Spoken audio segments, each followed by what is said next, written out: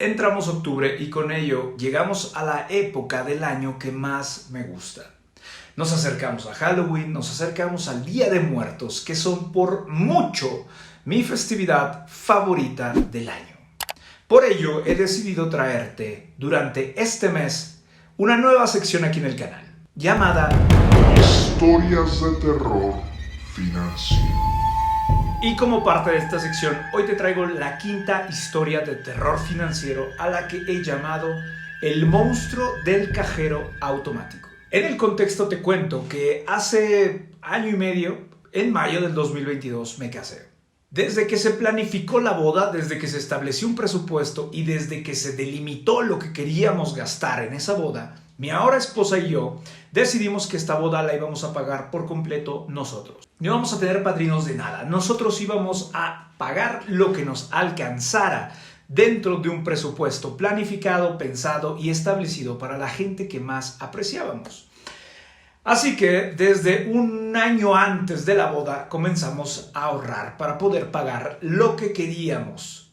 Salón, fiesta, invitados, alimentos, todo lo que fuera necesario dentro del presupuesto, que por cierto, mientras vivíamos esa parte de nuestra historia juntos, hice este video en el cual hablo sobre los gastos posibles que tienes y la división de presupuesto que te puede ayudar para planificar una boda. Volviendo al tema, y sabiendo este contexto, nosotros hicimos hasta lo imposible por ahorrar lo necesario. Fue bastante duro, bastante complicado juntar el dinero, que pudo haber sido poco o mucho, eso no es lo relevante, porque para cada persona en su situación particular, el dinero que se ahorra con mucho esfuerzo siempre es mucho dinero.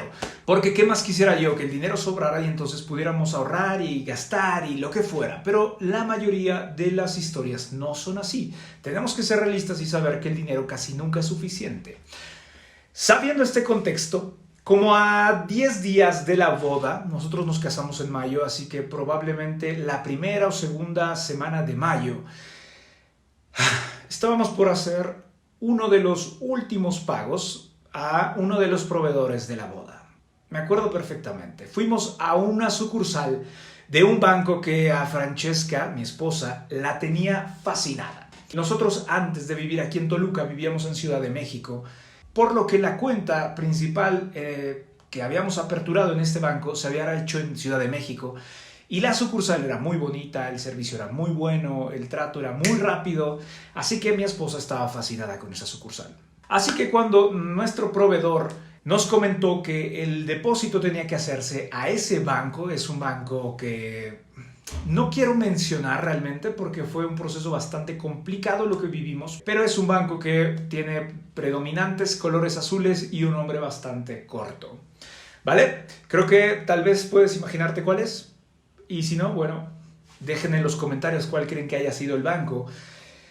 Y ese día llegamos a depositar en un cajero automático de los nuevos, de los que ya hacen todas las operaciones desde retiro hasta pago de impuestos, hasta depósitos.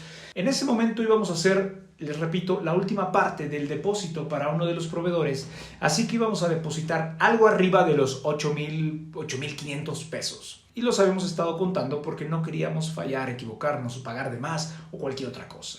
Después de estar un ratito en la fila, nos toca pasar y depositamos. Y digo depositamos porque realmente lo hicimos juntos, el dinero en ese cajero. Una vez que depositamos el dinero en efectivo en el cajero automático, el cajero empezó a fallar en la pantalla hasta emitir un mensaje como de reinicio. Y cuando volvió a darnos toda la configuración en la pantalla, era como un mensaje de bienvenida y como si la transacción no hubiera sido realizada. En ese momento hablamos con la señorita que estaba en la entrada del banco para decirle lo que había sucedido y nos dijo que no había ningún problema, que muy seguramente en el registro que se hace todos los días, en el corte de caja que se hace en el cajero, al final del día iba a aparecer un excedente de 8,000 y tantos pesos.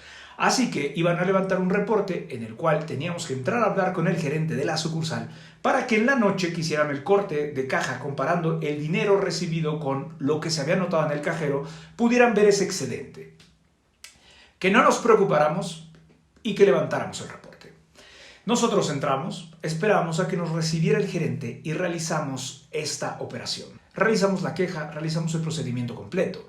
Pero desde que el gerente de la sucursal nos recibió, había algo que no cuadraba. Y digo que no cuadraba porque el gerente, desde el momento en el que le dijimos que ese cajero había hecho esa falla con el dinero, él mostró una negativa impresionante. No fue algo como, ok, lo voy a revisar. No, inmediatamente dijo, eso no puede ser. Por favor, revisen sus bolsas porque tal vez no depositaron el dinero. Así de azules los tompiates de este cuate, en el cual creía que nosotros podíamos equivocarnos y sin depositar el dinero guardarlo de nuevo, o creía que estábamos tratando de estafar al banco. Nos fuimos un poco más tranquilos a casa después de haber levantado el reporte y también llamamos para hacer un reporte telefónico a la línea de este banco, en el cual nos dijeron que por procedimiento ellos también iban a pasar un reporte a su vez a esta sucursal para que el encargado de hacer el corte de caja pudiera reportar inmediatamente cualquier excedente. Era algo que sucedía común, no frecuente, pero sí de manera común, y que eventualmente el cajero iba a reportar un excedente de dinero el cual se iba a regresar. Y que en cualquiera de las dos situaciones, ya fuera que asistiéramos nuevamente a la sucursal o esperáramos a que nos llamaran para confirmar el dinero, nos lo podían depositar a la cuenta o nos podían devolver el dinero de manera efectiva, de manera física, en efectivo. Así que pudimos estar más tranquilos durante esa noche y al día siguiente, cuando asistimos a la sucursal de este banco, ya el trato fue completamente distinto. El gerente ya no nos quiso recibir y el ejecutivo de cuenta que nos recibió nos dijo que no, que en efecto, que no había ningún dinero sobrante y que tampoco había reporte en las cámaras del cajero de que se hubiera hecho el depósito del dinero. En ese momento nos dijeron que no había nada más que hacer. Tal vez si en el momento en el que nos sucedió lo del dinero no hubiera sido en los días previos a nuestra boda, tal vez nosotros hubiéramos sido menos insistentes y hubiéramos sido menos firmes en el aspecto de tratar de recuperar nuestro dinero. Pero por desgracia ese dinero formaba parte de algo mucho más importante en ese momento de la vida.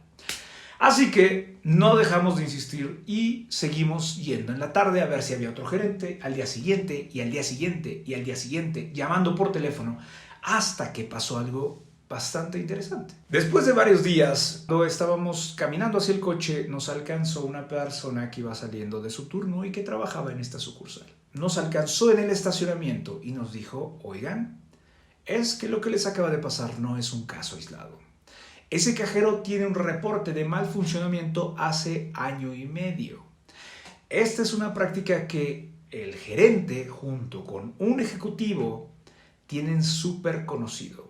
Ese cajero esconde el dinero porque fue alterado para esconder el dinero. Yo no puedo apoyarlos más porque me podrían despedir y está en juego mi sustento familiar. Es algo que sucede con mucha frecuencia. Por eso, por la cantidad que se puede estar ocultando, es por la que el gerente es parte de esta situación.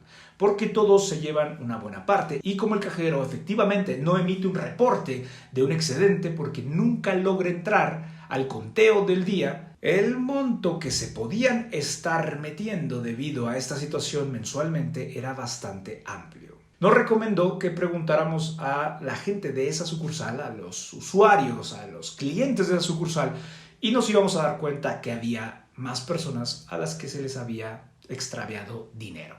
Cuando nosotros llamamos por teléfono y dijimos lo que nos habían contado, en la línea de teléfono no nos creyeron y dijeron que si el cajero no tiene un reporte de ingreso de dinero, no hay nada que se pueda hacer. Yo pedí que por favor revisaran cuántos reportes tenía ese cajero en particular en esta sucursal y ya no pude conseguir más información, ya no quisieron darme esa información. De igual manera, recibí vía WhatsApp un mensaje por parte de esta chava que nos estaba ayudando en la sucursal diciéndome el número de teléfono de algunas otras personas que al igual que nosotros habían sido estafadas. Ni siquiera por el banco, sino por la gente que trabajaba en esa sucursal.